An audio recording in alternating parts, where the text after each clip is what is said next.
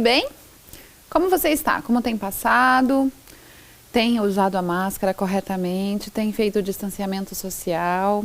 As coisas já estão diferentes, né? A gente está começando a retornar para a vida normal, mas ainda não podemos deixar de usar a máscara e usar da forma correta. Não adianta deixar o nariz de fora. Ai, professora, mas essa máscara parece que eu estou sufocado. Pois é, mas é isso. Tem que ficar com a máscara para se proteger. Lavar as mãos, que é um hábito de higiene que a gente tem que ter para a vida, né? E manter o distanciamento, por enquanto. Acho que já já a vacinação chega para todo mundo e aí a gente começa a retomar a nossa vida pro jeito normal, né? Eu sou a professora Ana Carol e vamos para mais uma aula. Bom, hoje a gente vai conversar sobre personalidades.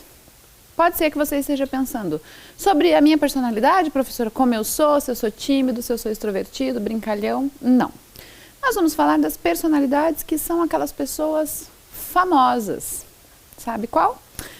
Antes da gente começar, vamos definir então esse conceito, que a gente costuma usar o conceito personalidades vulgarmente, né? Ele é mais usado no público geral. Mas a palavra famoso, célebre, celebridade é mais adequada. Lá no dicionário, olha lá como a gente vai ter. Que tem fama, célebre, renomado, muito conhecido. Que é incomum, excepcional. Então, segundo o dicionário, a definição para famoso é essa. A gente usa o termo personalidade mais vulgarmente entre nós. Então, a gente vai conversar sobre essas pessoas que a gente costuma admirar, costuma acompanhar, seguir, né? Gosta de comprar os materiais relativos a essa pessoa. Antes da gente começar, me conta aí. Quem são os famosos que você gosta e que você admira? São da internet, são músicos, são artistas, são atrizes, atores? Quem são eles? Quem são essas pessoas? Ou será que você gosta de um jogador de futebol? Ou será que é um cientista?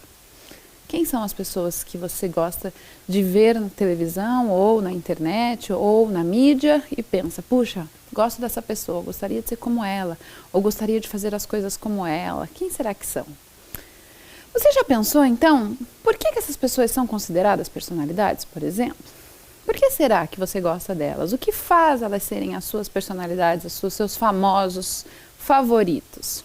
Eu tenho os meus, por exemplo, relacionados à música, que eu gosto muito porque eu considero que são bons músicos, que tocam músicas interessantes, que me agradam, né, que eu gosto de ouvir.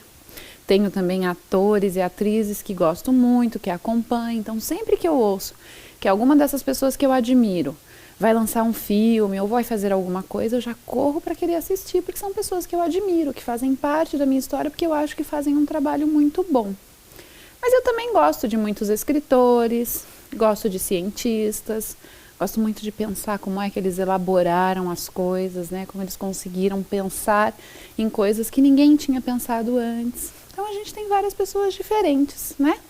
Hoje em dia a gente tem muitas pessoas que estão na internet, né? Os youtubers, os influenciadores digitais que a gente tanto fala, né? Quem são essas pessoas? Você consegue pensar por que elas são consideradas famosas? Vai pensando sobre isso. Agora, eu quero te convidar para a gente conhecer algumas celebridades.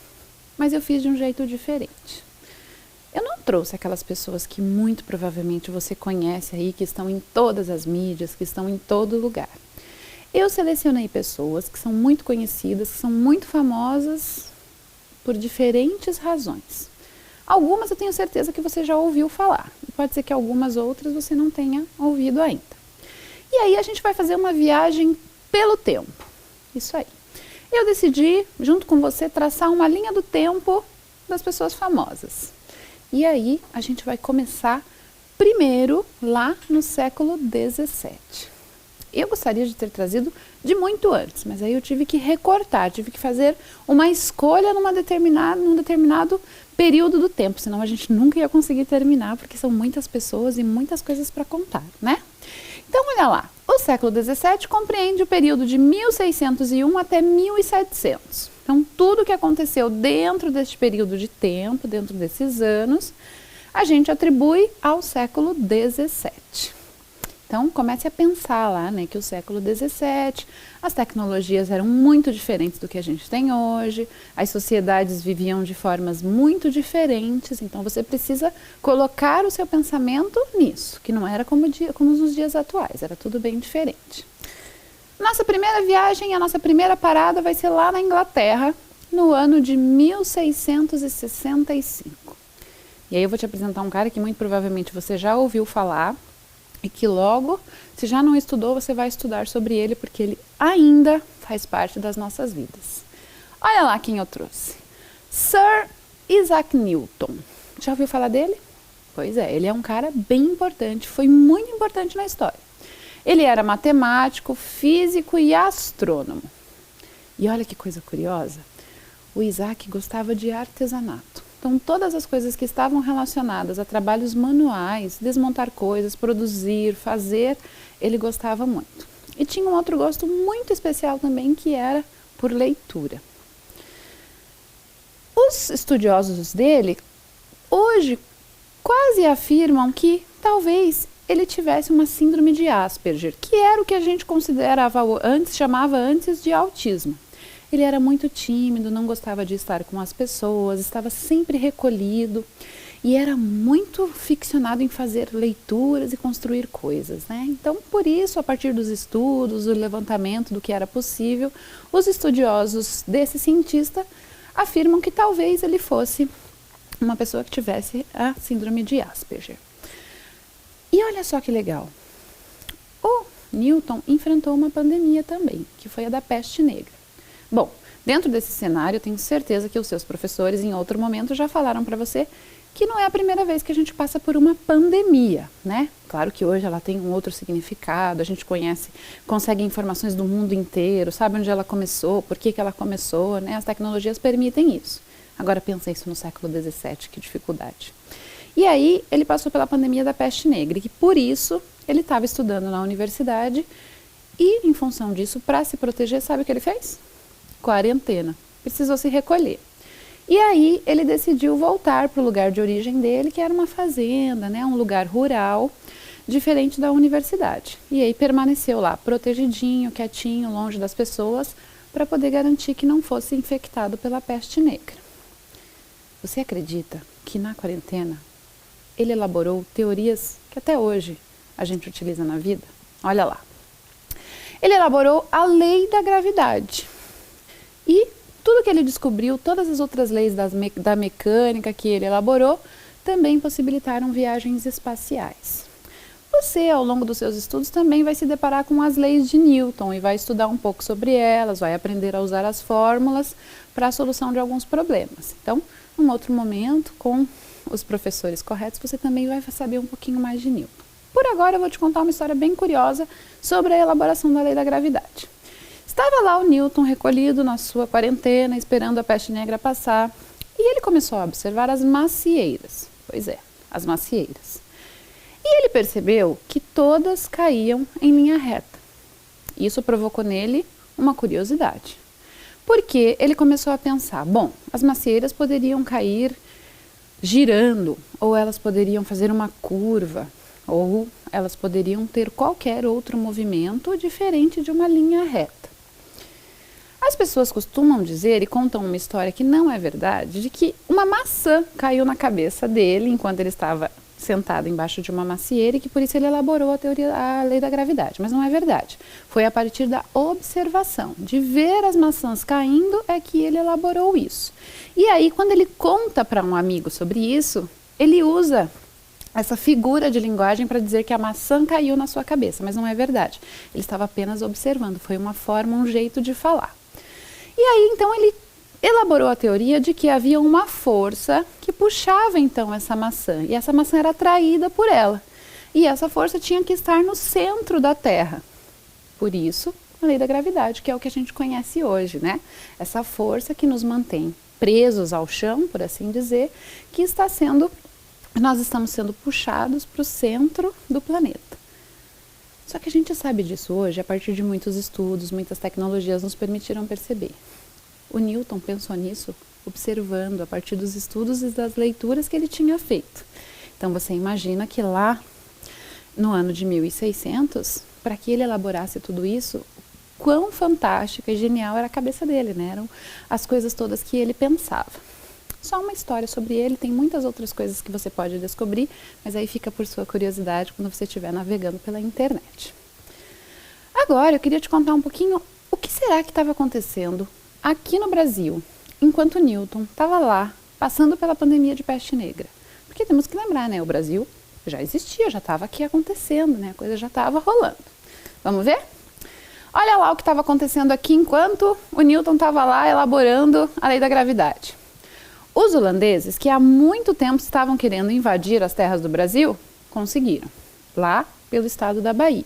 Então, ocorre a invasão dos holandeses, porque as terras estavam aqui tomadas pelos portugueses. Lembra lá da história, né, que os portugueses chegaram e o primeiro lugar onde ficaram foi ali, onde é Salvador hoje, na Bahia. E os holandeses conseguiram invadir. Pouco tempo depois, eles já foram expulsos pelos portugueses novamente. Mas já foi uma grande vitória que eles tivessem entrado em terras que, naquela época, eram portuguesas. Tinha outro cara também, numa luta bem intensa, bem forte, que era esse daí que você já deve ter ouvido falar também, Zumbi dos Palmares. Esse escravo fugitivo que ficou tão conhecido porque ele era o líder do Quilombo dos Palmares. Ele não foi o único líder, ele substituiu um outro que acabou falecendo. Então você tem que lembrar lá que no século XVII a escravidão estava acontecendo, né? Então o povo africano era trazido forçadamente para o nosso país e tinha que realizar trabalhos sem receber nada em troca. Recebiam, né? Muita violência, um tratamento muito ruim, porque eram tratados como objetos, né? E aí o Zumbi se revoltou com isso. E aí o que ele fazia? Ele defendia esses escravos e ele auxiliava os escravos para que eles pudessem fugir das fazendas e sair dessa situação de escravidão. E aí eles ficavam todos recolhidos no Quilombo dos Palmares. Claro que ele defendia o fim da escravidão, mas aí uma hora ele foi morto. O Zumbi era conhecido por ser um excelente guerreiro. Ele utilizava as artes da capoeira. E aí ele conseguia, em diversas vezes, em muitas batalhas, se safar e conseguia fugir e retornava ao Quilombo. Ele era tão odiado por todos e tão procurado que acabou sendo morto num determinado dia, não conseguiu fugir. E foi no dia 20 de novembro de 1695. Inclusive essa data é a data que comemoramos o Dia da Consciência Negra, lembra? Isso aí. Ele era tão procurado e todos queriam tanto ter certeza que ele tinha sido morto que ele foi decapitado. A cabeça dele foi arrancada e foi levada para que as pessoas pudessem provar que realmente Zumbi tinha sido morto, né? Tinha sido executado. E isso terminou com a escravidão, professora? Não, claro que continuou e outros líderes continuaram a luta para que o fim da escravidão acontecesse. Mas o Zumbi ficou como essa figura tão importante. Já tinha ouvido falar dele? Provavelmente sim, né? Depois você pode pesquisar um pouco mais, porque tem muito mais informações que você vai descobrir sobre esse cara, tá bom? Vamos mudar de século? Já trouxe alguma coisa do século XVII. Então agora a gente vai para o século XVIII, o próximo século, que compreende o período do tempo de 1701 até 1800. Então a gente ainda está no mesmo pensamento, aquela sociedade que já tinha avançado com algumas tecnologias, mas não era nada comparado aos dias de hoje. E também era uma sociedade com culturas e costumes bem diferentes do que nós temos hoje, né? Então, você precisa sempre fazer esse deslocamento do seu pensamento para quando pensar nas coisas que aconteciam em diferentes momentos. Vamos lá? Agora a gente vai para a Suécia. O ano é 1742. E aí eu vou te trazer esse cara, porque o que ele inventou tem sido muito usado nos últimos tempos por nós, tem sido muito importante para identificar a doença que está aí nos assolando, né, e nos deixou em casa por tanto tempo, que é o coronavírus. Olha lá quem eu trouxe para você conhecer. Anders Celsius. A gente quase não ouve falar dele, né? Pois é. Ele também era professor. E a gente usa o termo grau Celsius justamente em homenagem a ele, porque foi ele que inventou. Então, quando você vai olhar lá a temperatura, por exemplo, consegue ver que estamos com 20 graus Celsius, é por causa desse cara. Foi ele que trouxe esse nome e essa nomenclatura. E ele inventou também o termômetro, como a gente conhece, que a gente tem usado tanto, né? Claro que no começo ele não era tão tecnológico como é hoje, né? Que é digital, a gente só encosta ali próximo à testa ou no pulso e consegue verificar a temperatura. Antes ele era feito com mercúrio, e aí a gente colocava debaixo do braço para poder verificar a temperatura. E aí ele foi avançando conforme as tecnologias, mas só foi possível que isso acontecesse porque o Anders então pensou nessa tecnologia no primeiro momento. Viu só que legal? Você tinha imaginado que lá no século XVIII o cara já tinha inventado isso? Que você está usando até hoje, faz parte da nossa vida para medir temperatura, para saber sobre o tempo e tudo mais? Pois é. Vamos lá? Vamos então agora para a Inglaterra. De novo, vamos à Inglaterra, né? O ano agora é 1796. E agora a gente também vai falar de um cara muito importante, ainda mais nos dias de hoje. O nome dele, Edward Jenner. Ele era um médico e ele trabalhava especialmente na área rural. Eu descobri que aos 13 anos ele já era auxiliar de um médico em cirurgias. Imagine você com 13 anos ajudando um médico a realizar cirurgias. Um outro tempo, uma outra cultura, uma outra sociedade. Pensa nisso.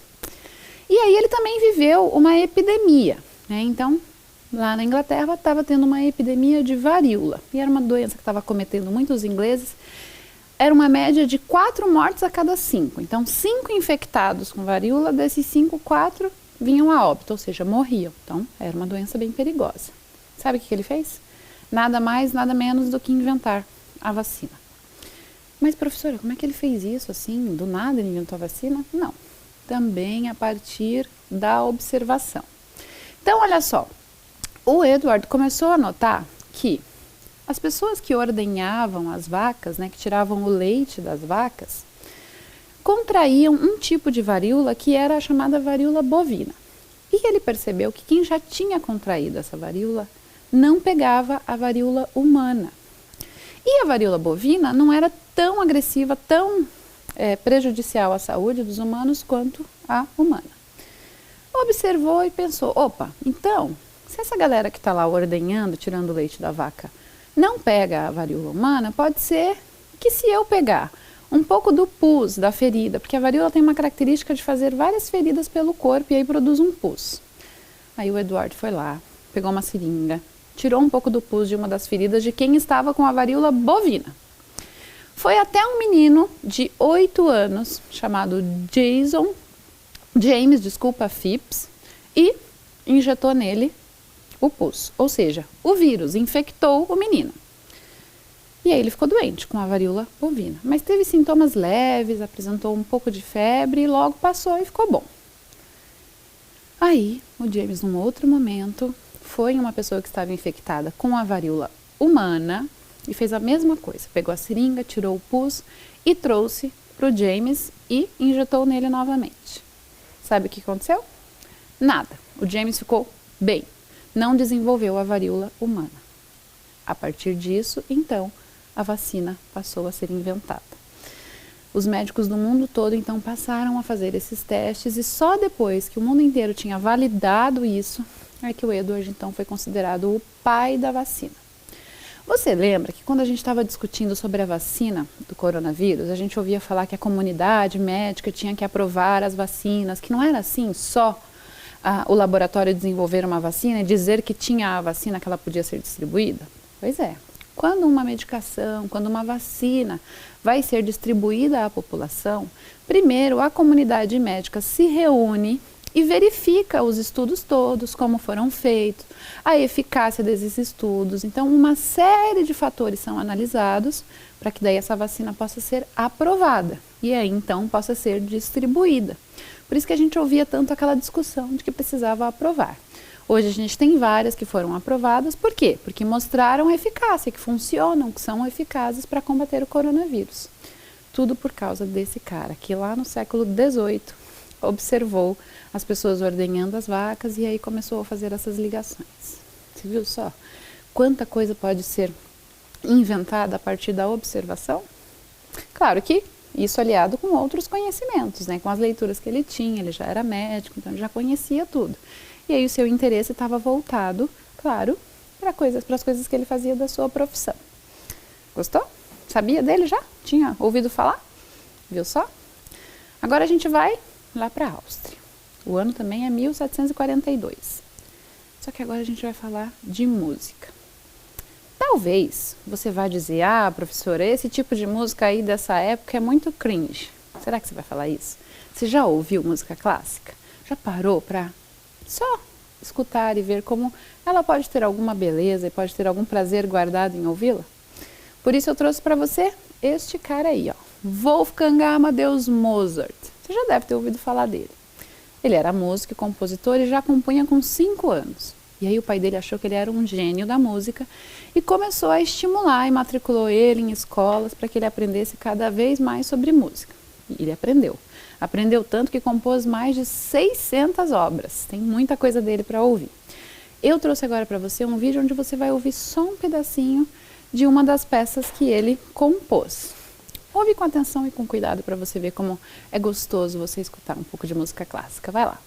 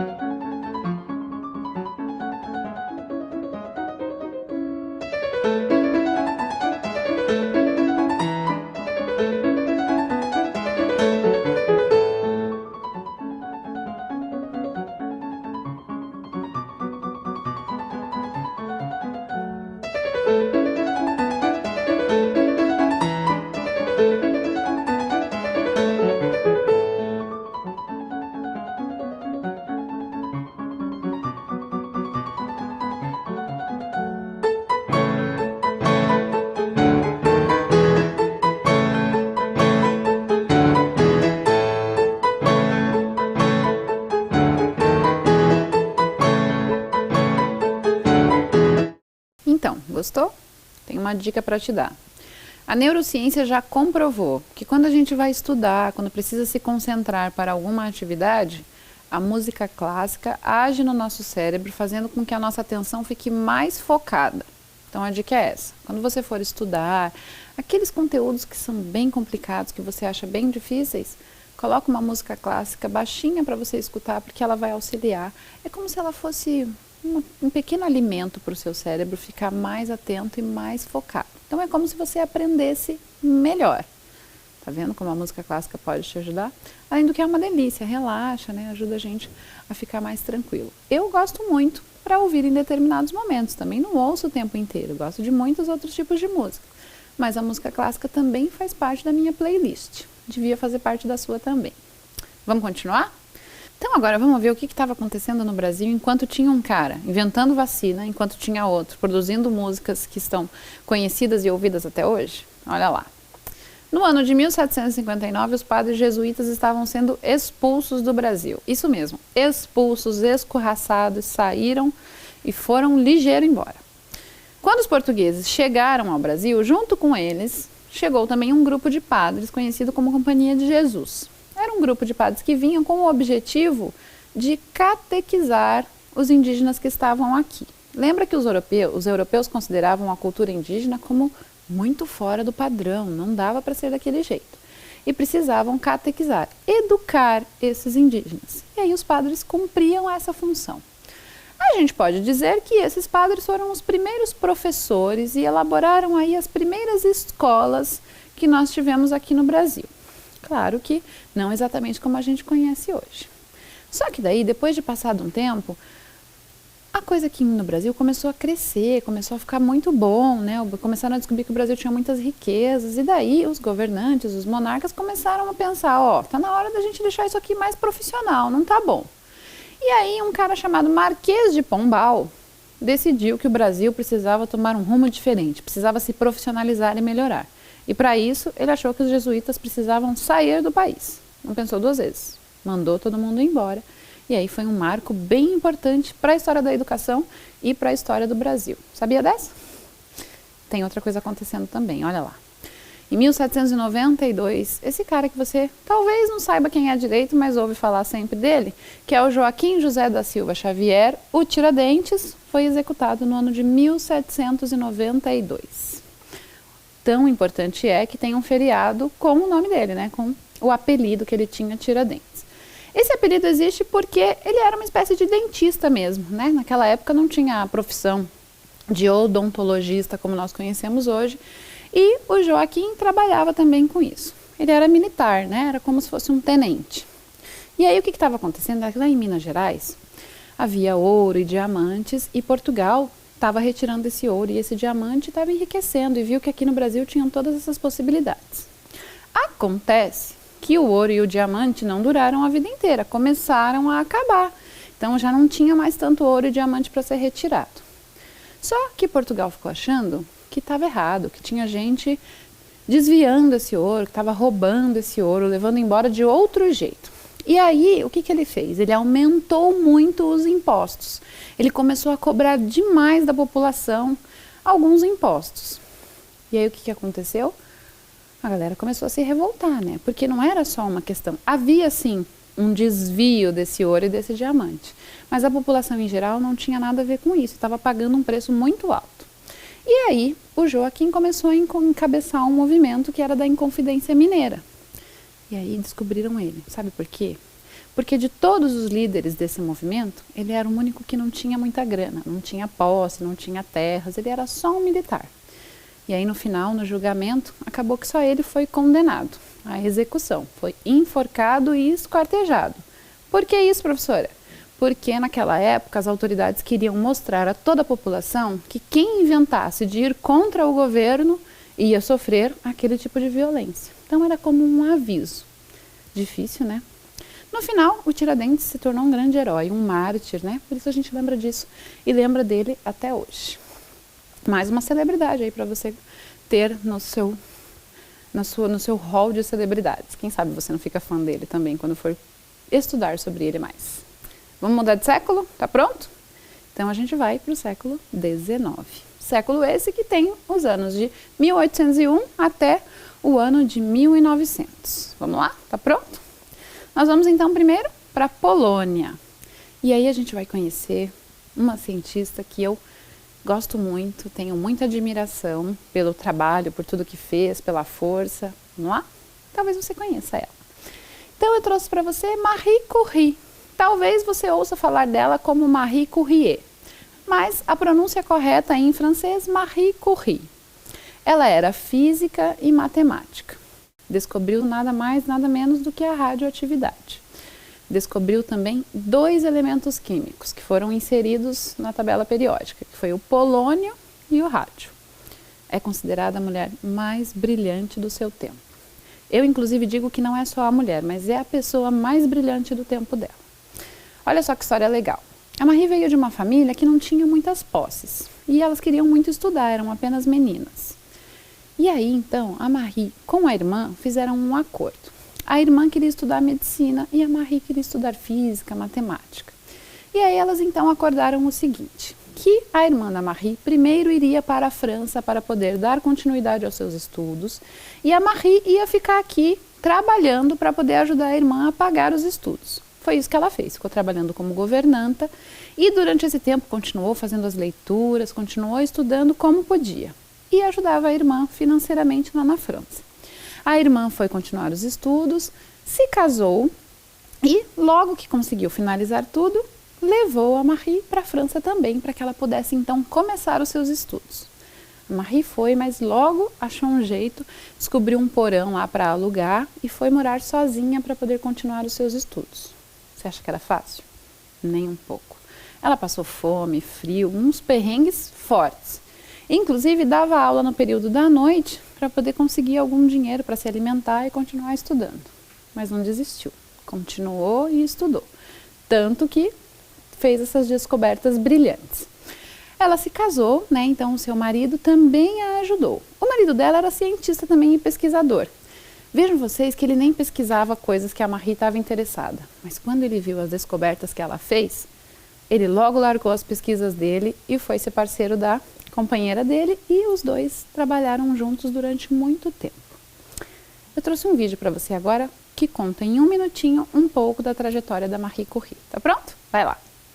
Marie Curie em 60 segundos. Marie Curie foi a primeira mulher a ganhar um prêmio Nobel e a primeira pessoa a ganhar 2 em diferentes categorias, física e química. Seu trabalho lançou as bases para a ciência nuclear moderna, do raio-x à radioterapia para o tratamento de câncer. Morando na França, Curie, ao lado do esposo, descobriu 2 elementos radioativos. Ela nomeou um de polônio devido à sua terra natal, Polônia. Durante a Primeira Guerra, Curie inventou as unidades de raio-x móveis, que ajudaram mais de 1 milhão de soldados feridos. Inicialmente, ela desconhecia os riscos do contato com a radiação e, eventualmente, faleceu de doença relacionada à frequente exposição. Suas descobertas, porém, continuam a salvar vidas hoje. Nada na vida deve ser temido, apenas deve ser compreendido. Este é o momento que devemos compreender mais para que possamos temer menos. Viu só? A Marie, de tanto lidar com a radiação, acabou falecendo em decorrência dela, né? Teve uma leucemia e aí acabou morrendo. Para você ter ideia, o túmulo dela até hoje está coberto com chumbo, porque até os dias de hoje emite radiação. Então olha só que loucura, né? Ela exposta a essa radiação toda e conseguiu descobrir todas essas coisas. Depois do falecimento dela ainda teve mais um elemento químico que foi descoberto aí a partir dos estudos que ela já tinha feito, que não deu tempo dela descobrir tudo. Incrível, né?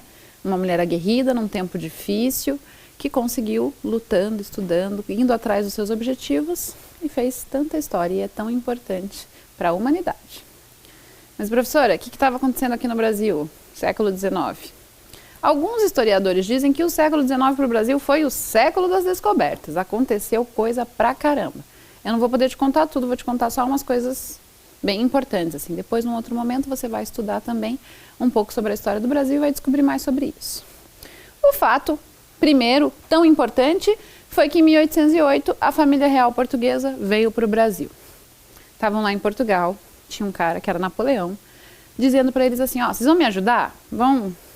Preciso de ajuda aqui com as minhas coisas e tal, tô querendo invadir outras terras, conhecer outros lugares, vocês têm que me ajudar. E Portugal estava sem dinheiro e não podia ajudar. Aí, o rei, nada bobo, sabia que o Brasil estava aqui, bonitão, esperando por ele. Fez o quê? Não perdeu tempo. Correndo, organizou as coisas, guardou tudo nas caravelas e, ó, partiu o Brasil. Chegaram aqui no ano de 1808. Saíram lá de Portugal no ano de 1807. Tem uma história bem curiosa sobre isso. Quando eles desembarcaram aqui, as mulheres todas que estavam nas caravelas, nas embarcações, usavam turbantes, que são aqueles panos que a gente costuma amarrar na cabeça. Quando chegaram aqui, a sociedade brasileira que aqui estava achou que aquilo era o máximo, era a nova moda na Europa. Turbantes são a moda da Europa. Sabe o que era? Durante a viagem, houve uma infestação de piolhos em toda a tripulação. Todo mundo piolento. E daí como é que resolvia? Não dava para ir ali na lojinha comprar um remédio para piolhos, porque eles estavam no meio do oceano. Qual era a solução? Raspar as cabeças. Inclusive as mulheres, senão não tinham o que fazer. Todas rasparam as cabeças e tiveram a brilhante ideia de colocar tecidos como turbantes para esconder a careca. E quando chegaram aqui, fizeram o maior sucesso. Ninguém nem ficou sabendo que era porque estavam todas carecas, acharam que era moda na Europa. Você viu só como às vezes a gente acha umas coisas que nem sabe direito de onde vieram? Pois é. E aí a família real chegou aqui e causou muito furor, né? Imaginem, a família real portuguesa chegando ao Brasil, muita coisa mudou. Depois você vai estudar mais sobre isso, só trouxe um pouquinho para você agora. Teve outra coisa importante, bem importante também, que aconteceu. Olha lá, no dia 7 de setembro de 1822, o então príncipe regente, Dom Pedro de Alcântara, proclamou a independência da República. Depois do período que passou aqui, a família real começou a ver que dava para voltar para Portugal e, claro, queriam voltar para casa.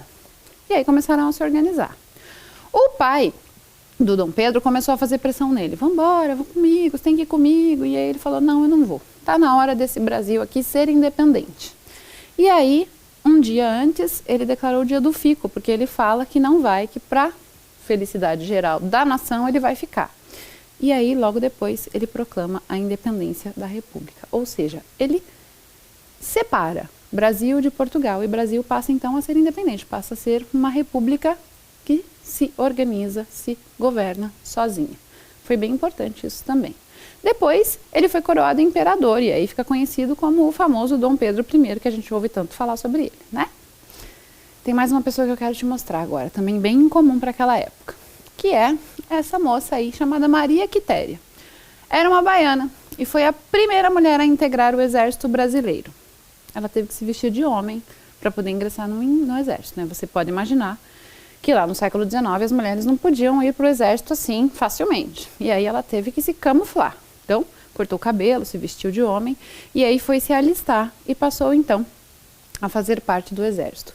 E fez muita coisa. Lutou, guerreou pela independência do Brasil, porque também não foi uma coisa fácil, assim, só de ir lá e dar um grito dizer da independência, né? Teve todo um processo aí de lutas e batalhas para chegar nisso. E ela fez parte disso. O pai dela, quando descobriu que ela estava no exército, nem queria falar com ela. Mas depois que viu todos os feitos que ela fez, quanto ela lutou, acabou entendendo que era uma bobagem não querer falar com ela, não querer que a filha ficasse perto dele. No fim, para a tristeza, a Maria Quitéria morreu e ninguém nem sabia direito quem ela era, ficou ali no anonimato. Né? Então a gente precisa cuidar também com isso, né? Quanta gente importante que faz história e a gente acaba deixando e esquecendo e deixa de lado, né? Vou trazer mais uma mulher. Essa você deve conhecer, ou já deve ter ouvido falar, já teve série de TV, minissérie, novela falando sobre ela, que é a Anita Garibaldi. Ela era catarinense, da cidade de Laguna, e também era uma heroína de guerra. Batalhou, inclusive grávida, com um barrigão lá, quase para ter o nenê, e continuava batalhando. E batalhava tanto no Brasil quanto na Itália, junto com o seu companheiro, que era Giuseppe Garibaldi. Quando ela conheceu o Giuseppe, ela era casada. E aí ela também provocou um problema, né? Porque ela acabou rompendo esse casamento para poder ficar com o Giuseppe. Então, além de ser essa grande guerreira, ela também provocou algumas revoluções. Faleceu por causa do nascimento de um filho, e aí ficou conhecida como essa grande guerreira. Que tal? Você conhecia toda essa galera? Já sabia deles? Você já tinha imaginado quantas coisas legais foram feitas? Claro que eu não pude trazer aqui todas as pessoas que eu gostaria, né? A gente não tem tempo para isso. Mas o que eu queria mesmo era que você ficasse com essa curiosidade, que você quisesse conhecer outras pessoas. Claro que tem ídolos que a gente sempre vai adorar, por causa da música, por causa do jeito como são, ou das coisas que trazem. Mas que tal você começar a ter ídolos também que fizeram coisas bem interessantes e relevantes para a nossa sociedade? Legal, né? E não só para nós, assim, não só aqui no Brasil, que tem muita gente, mas também no mundo inteiro, né? E que até hoje nos atinge. Você percebeu que eu fui até o século XIX, né? Isso é proposital. Nós temos ainda século XX e século XXI.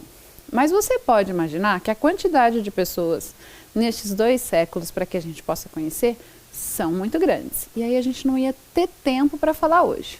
Então, hoje a gente vai ficar no século XIX. Semana que vem a gente vai ver um pouco mais sobre o século XX e o século XXI. Mas agora a gente vai para a nossa atividade. Então, olha lá. É uma atividade bem simples, que eu quero mais é que você comece a pensar, né? Comece a refletir sobre essas pessoas que eu trouxe, que você conheceu, quem você já conhecia, quem não conhecia. Então, olha lá. Eu quero que você reflita sobre quem são as pessoas importantes da sua história e por que essas pessoas podem ser consideradas personalidades. Já parou para pensar que você pode ter uma personalidade, uma pessoa que é bem importante na sua vida e que não necessariamente seja mundialmente famosa? Existem pessoas que nos influenciam, às vezes um professor, por exemplo, né, que nem é famoso, né, no mundo inteiro, mas que faz uma diferença na vida da gente, né, nos encaminha aí para curiosidades e para aprendizagens que a gente nem imaginava. Pensa quem são essas pessoas. Será que elas estão bem próximas a você? Será que você gostaria de conhecê-las? Ainda não conhece, só sabe delas através das mídias, do que a gente consegue acompanhar? Depois que você fizer isso, aí eu quero outra coisa. Quero que você converse com as pessoas do seu convívio aí sobre isso.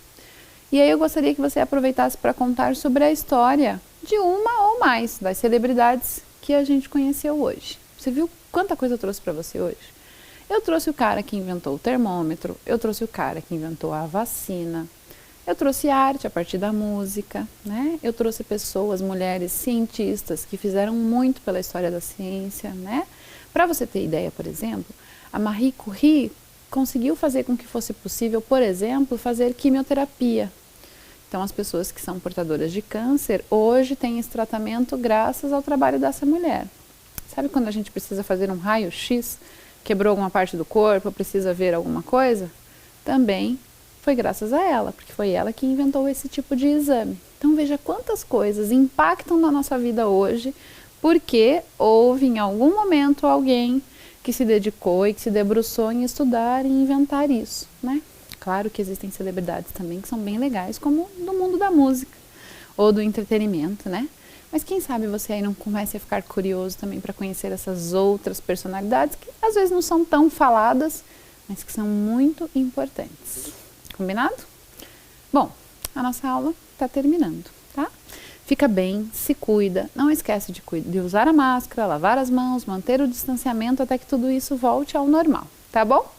A gente se vê na próxima aula, fica bem, tchau, tchau!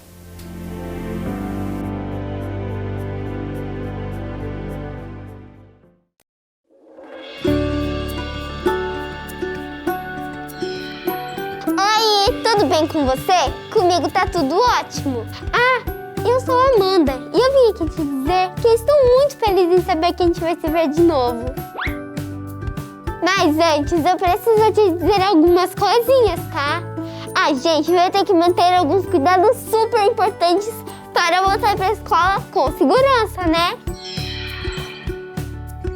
Olha só, antes de sair de casa é importante que você esteja pronto, com o álcool em gel nas mãos,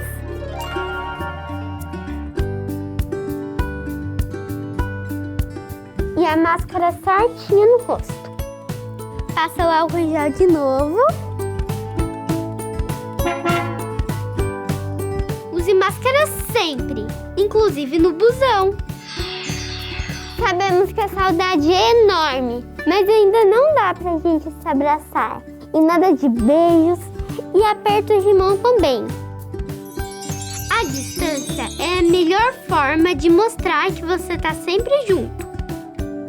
E ficar 1,5 metro dos seus amigos, tá? Você pode compartilhar amor e muita alegria. Só não pode compartilhar materiais e outros objetos. E não tira essa máscara de jeito nenhum. Nunca, beleza? Nem mesmo para conversar.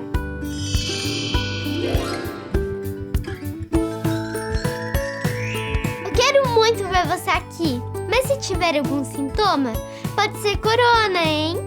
Conta para os seus pais ou responsáveis, para você ficar em casa e eles ligarem para a prefeitura para receber orientação. Não esquece que é importante avisar a escola, tá?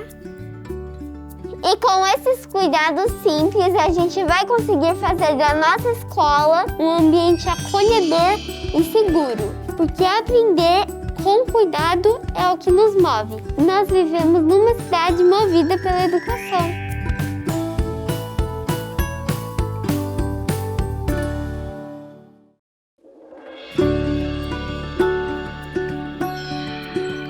Gente, se preparem, porque hoje o conteúdo vai ser especial.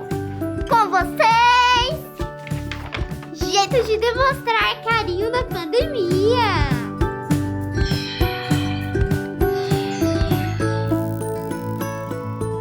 Jeito número 1, o pezinho. Não é lá muito afetivo, mas já é um clássico.